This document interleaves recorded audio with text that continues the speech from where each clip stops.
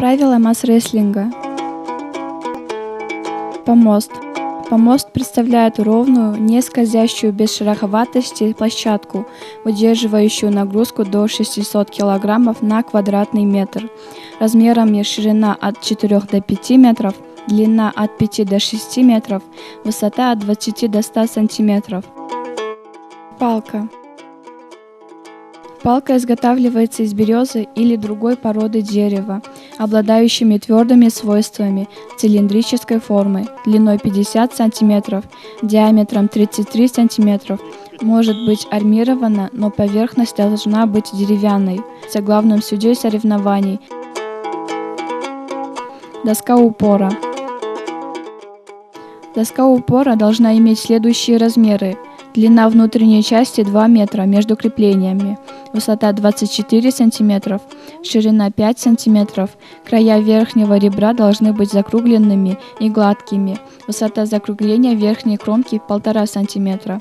Доска упора должна иметь предстартовую зону, помеченную контрастными линиями, отстоящими внешними краями от поперечной оси доски упора на 50 см. Доска упора должна жестко закрепляться с двух концов. Крепления должны быть длиной 50 см, шириной 25 см, гладкими, без острых углов и ребер. Доска упора и крепления изготавливаются из лиственницы или сосны. Форма одежды. Форма одежды для мужчин и кадетов – спортивные шорты, трусы, не закрывающие колено, легкая обувь без шипов, кеды, кроссовки. Допускается ношение носков, гетр до колена. Форма одежды для женщин и кадетов.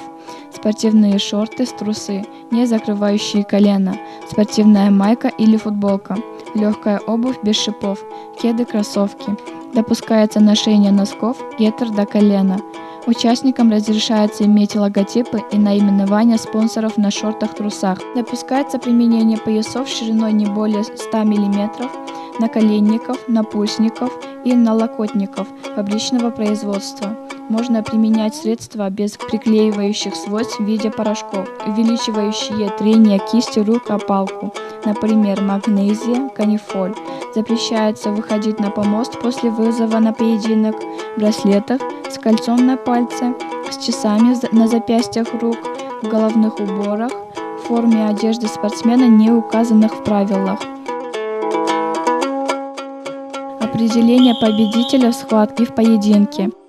Победа в схватке присуждается спортсмену, если он перетянул или вырвал палку из рук соперника, если он перетянул соперника на свою сторону, если соперник оторвал обе ступни от доски упора, если соперник получил 2 предупреждения в данном поединке, если соперник перенес одну ногу или обе ноги через доску упора дальше колена, если соперник отпустил руку или руки от палки, если соперник касается упора или бокового крепления доски упора туловищем или головой, коленом, бедром или упирается ногами бокового крепления доски упора, не касаясь одновременно одной ногой доски упора.